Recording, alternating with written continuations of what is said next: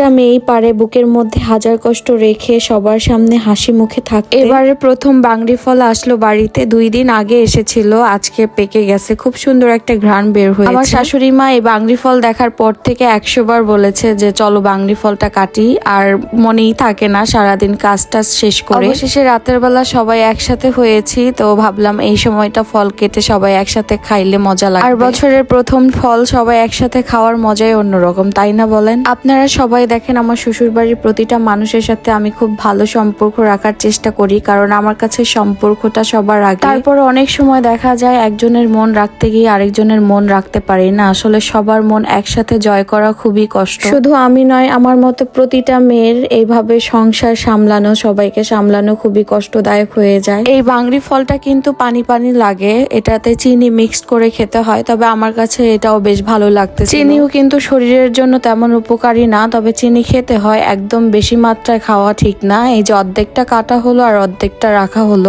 কারণ ফলটা বেশ বড় ছিল, এত বড় ফল একসাথে আসলে খাওয়া যায় না। অর্ধেকটা কাটার পরে প্লেট পুরা ভরে গিয়েছিল।